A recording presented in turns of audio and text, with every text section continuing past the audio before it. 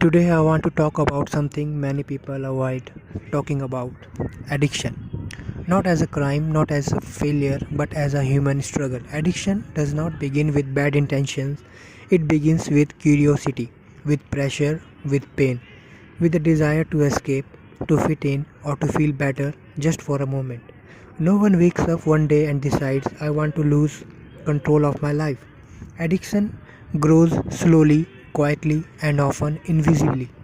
It can begin with substances, alcohol, drugs, nicotine, but addiction can also take other forms phones, gaming, social media, gambling. Different forms, same pattern. At first, it feels harmless, temporary, under control, but over time, control begins to slip. Addiction does not only affect the body, it affects the mind. It affects relationships, it affects dreams, confidence, and self worth.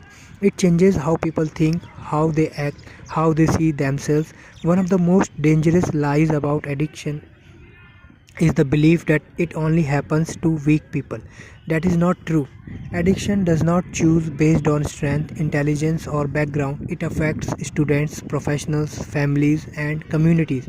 It affects people who once had big dreams, people who were talented, people who were loved, and often behind addiction there is pain from stress, pain from failure, pain from loneliness, pain from trauma. Addiction becomes a way to escape feelings that feel too heavy to carry, but escape is temporary and the pain always returns stronger. What makes addiction even more dangerous is silence. People are afraid to speak, afraid of judgment, afraid of being labeled, so they suffer alone. But addiction grows stronger in silence and weaker when we speak about it. Recovery does not begin with punishment, it begins with understanding. Addiction is not a lack of character, it is a challenge that requires support, patience, and courage. Recovery is not easy and it is not fast. It is a daily choice, sometimes an hourly choice, sometimes a moment by moment choice. Relapse does not mean failure, it means the fight is not over. Every step toward recovery, every honest conversation, every request for help, every attempt to change matters. For students, especially, the pressure can be intense. Pressure to perform, pressure to succeed, pressure to fit in.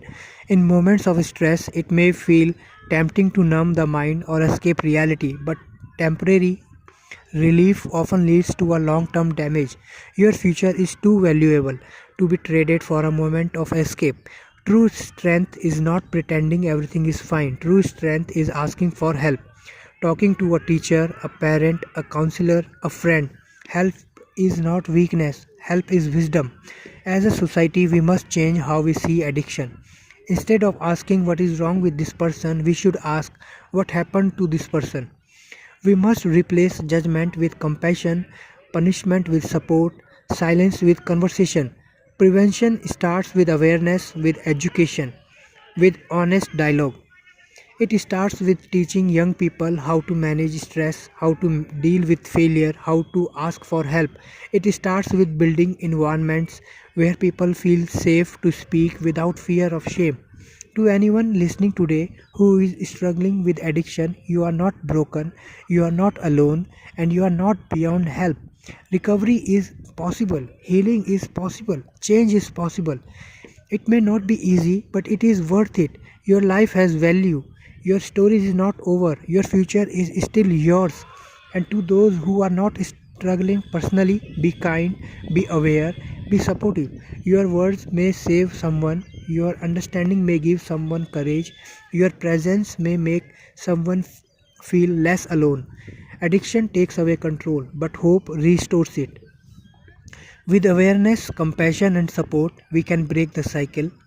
We can choose understanding over judgment, healing over silence, hope over fear.